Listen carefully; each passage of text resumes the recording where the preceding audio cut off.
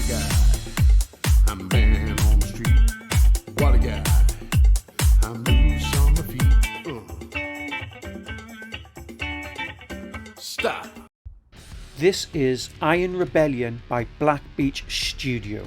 About the game. Here's a unique game that I just had to cover when I discovered it. It's multiplayer based, and when I played there was about 4 other people online and the rest is filled by bots. There are so many maps and currently 3 game modes to choose from. Now it is advised that you sit in a chair and play this game, and I can't agree more. It really does add to the immersion of it. Playing the tutorial is one of the only tutorials that I have really enjoyed. It was exciting, and when you boot up your mech and see outside for the first time, it just looks stunning. It will take up just about 5 to 10 minutes to complete this tutorial. So then, getting into the game, you're going to pick your mech, then pick your weapons, and then pick which orgs to use. They are just like perks. Then off you go into battle.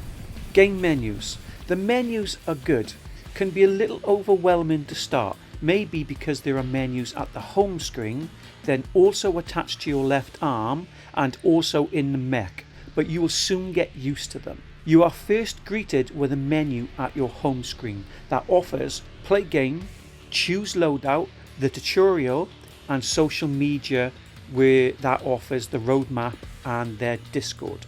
Now, the map on your left wrist, which I seem to have missed at first, this offers you recentering, score, players in the team, options and quit options. Then there's the menu in the mech where you can pick which mech you want, which guns you want and the orgs that you use. Levels and size. There are 12 maps so far and what looks to be at least another 12 maps that are currently being worked on. The maps are all of a decent size, some larger than others, but they all look really good, and they're quite good in variation too. Controls.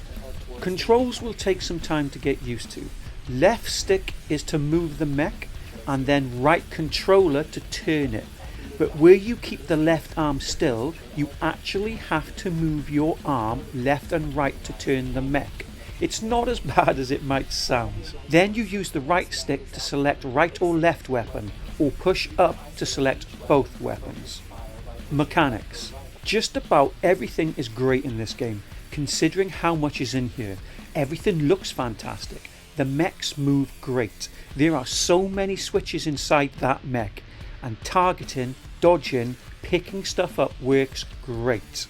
Though my game did crash 3 times in 5 hours I played for, the AI seems pretty good. Some better than others, which is exactly what you would expect. Playable mechs. There is a choice of 6 mechs. Some will be heavier, larger and take more damage but are slow to move, and others will be light, smaller and fast but easier to damage. Each mech has a description that you can read up on and then decide which suits your playing style. All the mechs are well designed. They look great outside, but inside is just outstanding. All the controls you get to interact with and all the view and movements. My only wish is that maybe they could have changed the colours or something, or make the glass supports different, as every mech looks the same. Add some choices of things you could hang, like the old fluffy dice. I get not to change the controls because that could get very confusing. Weapons. There are so many guns to pick from for your mech, and you can select a different gun for each side. There is a choice from about 12 guns, I think, depending on which mech you pick. There is also a choice of 16 perks, and you can assign 3 perks to your mech. Things like store more ammo or faster repair times.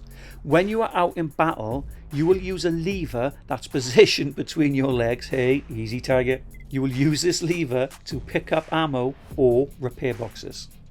Customization options. There is currently a choice of 6 mechs, 11 guns and 16 perks, but no offerings to customize your mech. Online playability.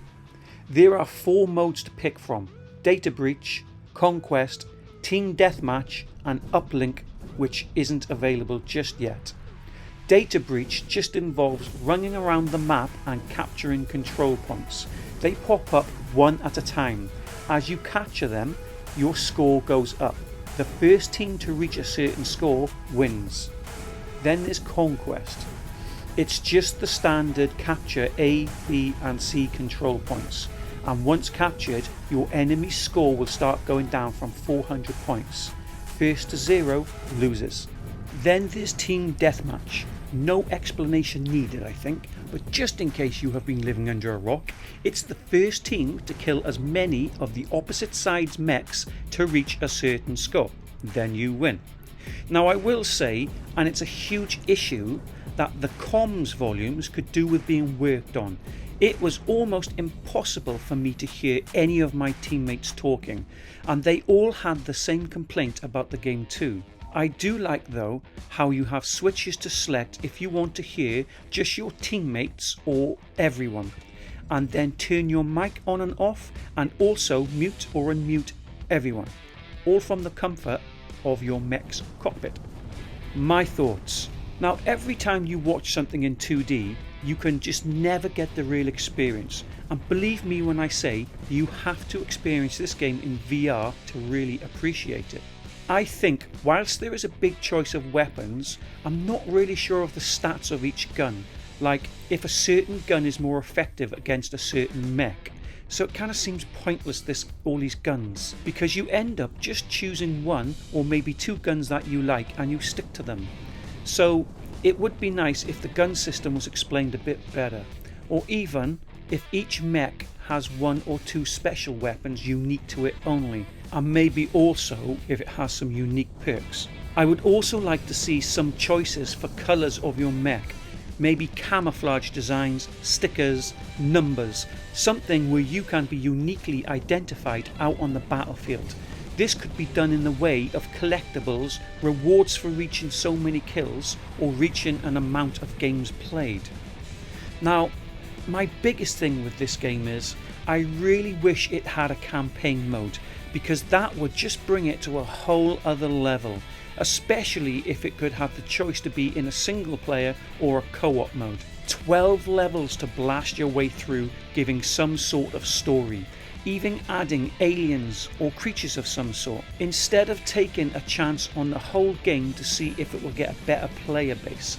Because whilst you can select to fight against AI bots, it gets a bit boring after a while, and let's face it, if a game doesn't get a player base, then it's failed. So a campaign story is much needed. Anyway, I did really enjoy this game a lot more than I expected to, but can I see myself playing it more? For me personally, as much fun as I had, I will probably play a few more games just to see all the maps, but I think without a campaign or some sort of reward or collectible system, I just don't see myself returning to it. So on that, I mark Iron Rebellion an 8 out of 8 stars. So I hope you enjoyed this review. Now if you have any ideas for this game, drop them in the comments below, because who knows, maybe the developers will read them and take your ideas on board. Please show me some support by hitting that subscribe button, and then come be part of this growing community and hit subscribe. Let's support one another in our gaming experiences. Thanks guys, and happy gaming.